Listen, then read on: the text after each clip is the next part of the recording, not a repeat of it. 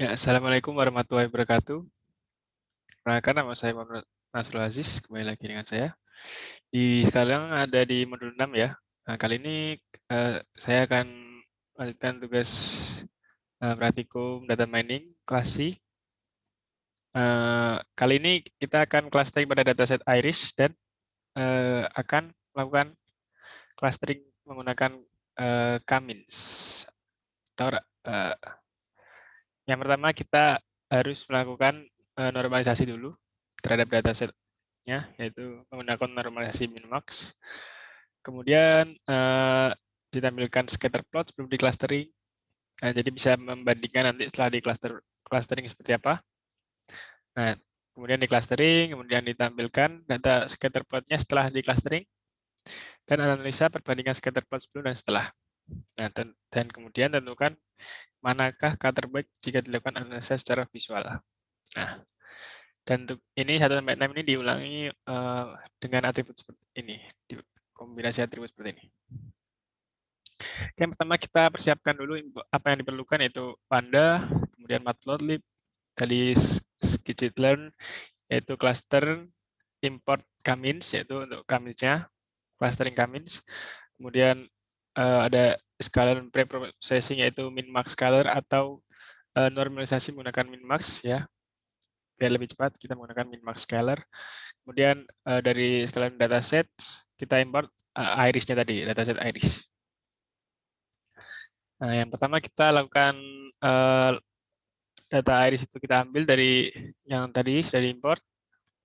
Kemudian masukkan ke dalam data frame Panda ya.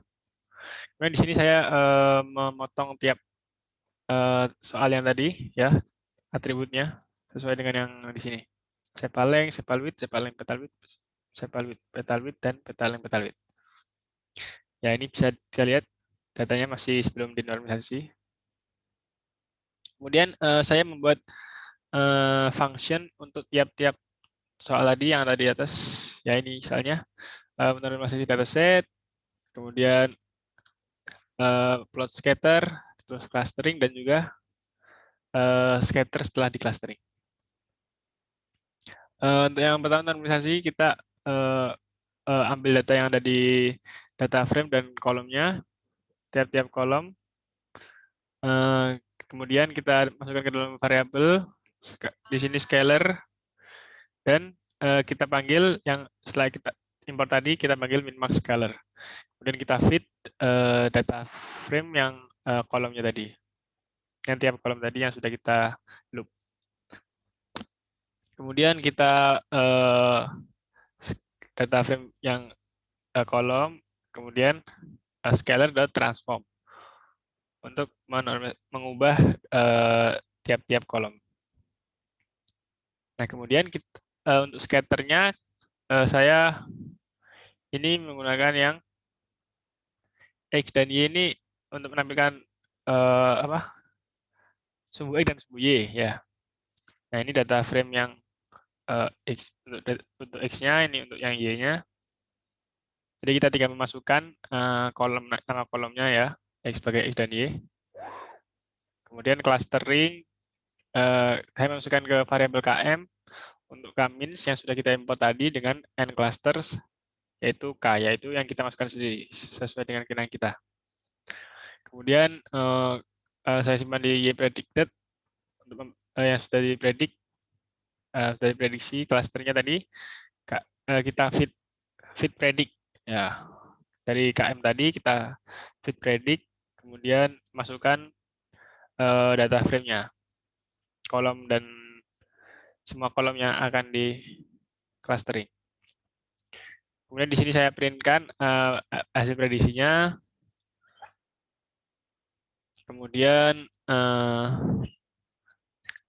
dari data tadi saya tambahkan data df cluster sebagai hasilnya ini, predicted. Yang tadi sudah kita feed predict ini. Kemudian saya printkan centroidnya untuk melihat untuk melihat nilai centroid yang sudah kita clustering tadi. Kemudian saya turunkan juga nilai centroidnya. Untuk yang scatter plot setelah di clustering, sebenarnya ini yang clustering tadi, saya masukkan ke variabel centroid, kemudian dari data frame saya buat variabel baru, data frame 0, 1, 2, 3, dengan df clusternya yang sesuai yang kita mau, yaitu 0, 1, 2, 3 indeksnya ya. Kemudian ini saya jika angkanya 2 atau lebih, maka di scatternya itu kita masukkan ini scatter ya, yang tadi data df0 dan df x dan y-nya df0 dan terus x dan y-nya df1. Kemudian kita beri label dan juga warna tiap labelnya. Kemudian ini untuk yang jika k-nya lebih dari 3 dan ini jika hanya 4. Maka nanti labelnya akan sesuai dengan jumlah k-nya ya. Kemudian saya scatter juga centroidnya dengan warna ungu dengan markernya bintang dengan diberi label centroid. Kemudian kita kasih labelnya tadi, labelnya yang nama kolomnya untuk X, terus Y juga, terus legend ini kita untuk yang legenda ya. Kemudian masuk ke soal yang yang pertama, itu sepal length dan sepal width. Tinggal kita masukkan variabel ya, yaitu function normalisasi yang sudah kita buat. Tinggal kita akan masukkan data frame-nya yang sudah kita buat tadi, sepal length, sepal width, kemudian kolomnya, terus kita lihat hasilnya. Ini setelah dinormalisasi ya, angkanya berubah sesuai dengan yang kita mau. Kemudian plot scatters sebelum dinormalisasi seperti ini hasilnya. Kita bisa lihat. Kemudian ini setelah di clustering dengan K-nya sama dengan 2. Kita bisa lihat ini prediksinya. Kemudian centroidnya ada 2 ya.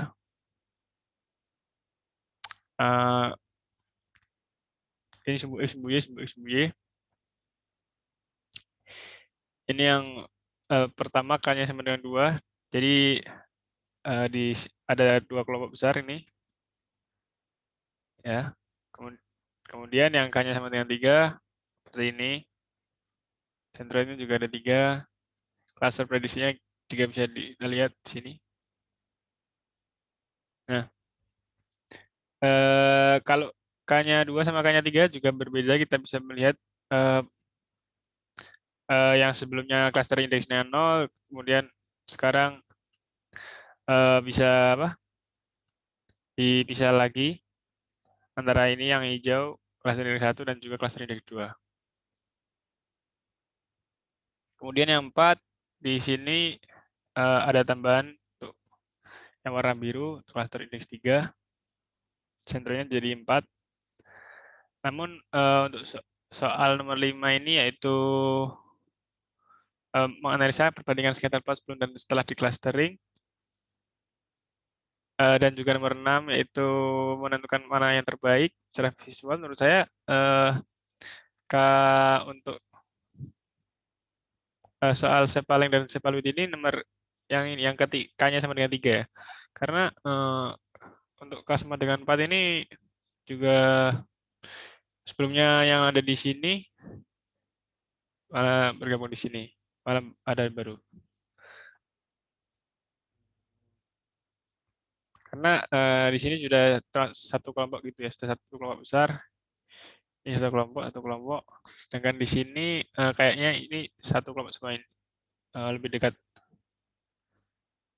Menurut saya cluster dengan sepaling ini K-nya sama dengan 3 ini yang sudah cukup untuk mewakili cluster ini.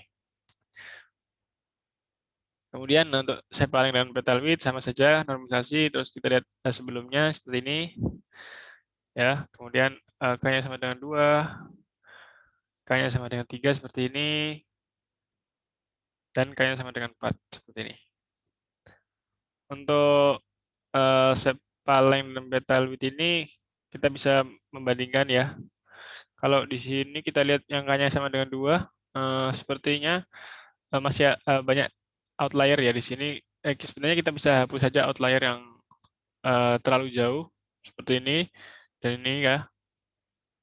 Kemudian eh, kalau menurut saya ini juga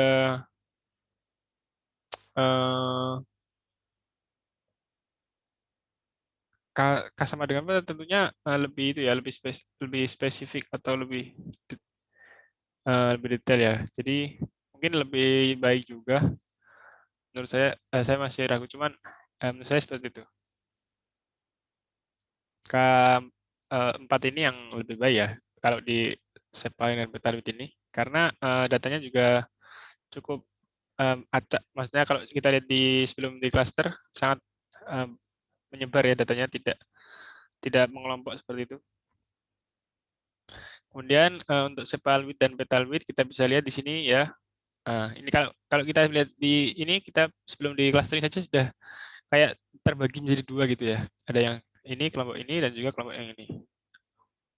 Kemudian untuk K2, ya seperti ini, K-nya 2 ini kita bisa melihat sangat, ini termasuk satu kelompok besar dan ini satu kelompok kecil.